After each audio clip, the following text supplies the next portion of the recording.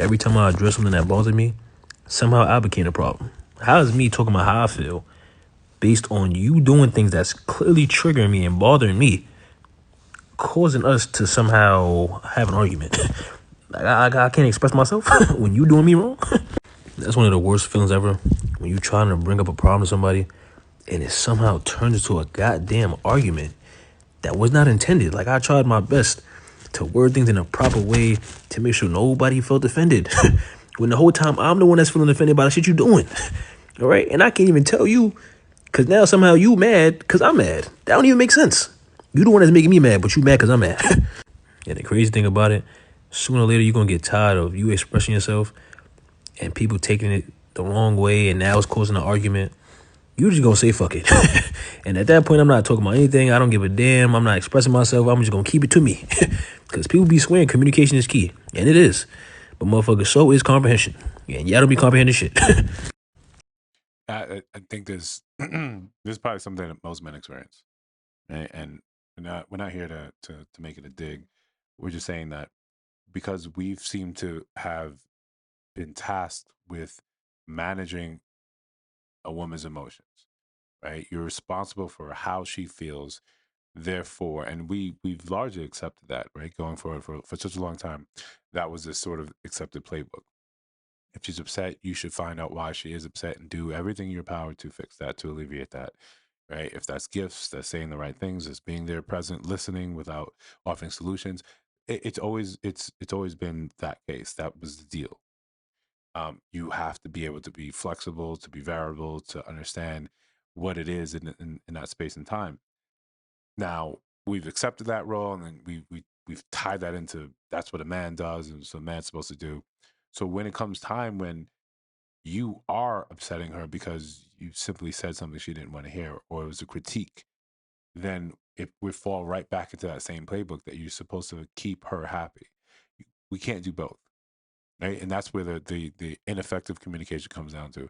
I'm responsible for your happiness and keeping you, and somehow also trying to find a way to have my feelings validated, have because that's going to be critical to my happiness in relationship.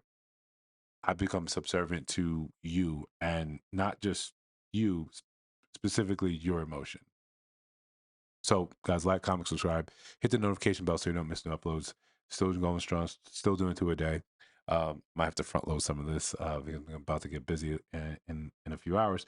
But still, um, again, men experience this just everywhere, and I'm talking for myself, where that exact playbook is exactly what happens.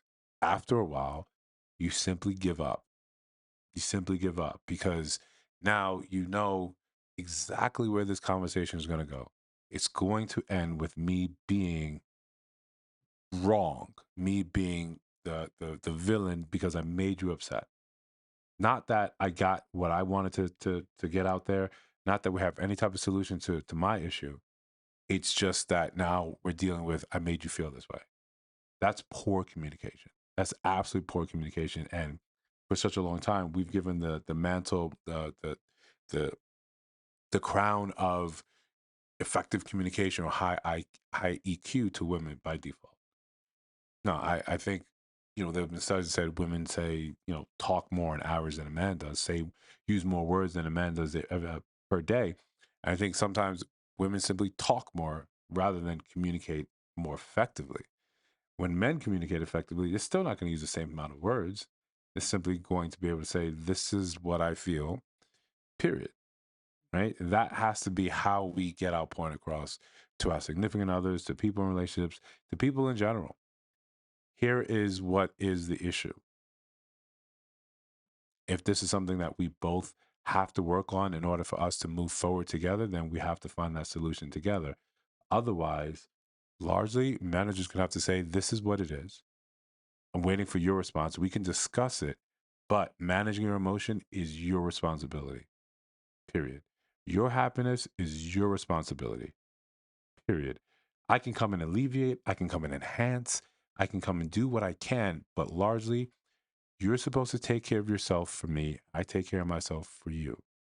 Because if you heap your issues upon me and I'm tasked with sheltering that, keeping that safe, there's never really going to be a point when I have to tell you something that is critically important to me, something that you've done that is upsetting. And if we can call a spade, if we can be honest, both parties are going to do something, even with the best intentions. They're going to do something that bothers, that hurts the other person. It's a natural consequence of two lives coming together, two lives occupying the same or same enclosed space. Eventually, something, even well intentioned, is going to rub someone the wrong way. Now, should that person then apologize when they're well intentioned, or is this just another example of miscommunication? Well, you really won't know because we can't get to the bottom of it because you're so focused on how you feel. And if I'm telling you, hey, this thing that you did, it bothered me, it hurt me, I thought it was callous. We've, as men, we've been there where the word choice is torn up and decimated. You said this word rather than we're addressing the heart of the issue. I i i remember, this happens when I was younger. It happened in countless relationships where I remember one time it was really just semantics, right? And I could be verbose, I could be loquacious, I like to choose. Oh, sometimes I choose, $5 words when a nickel word would do. But that's just naturally something that happens because I read a lot.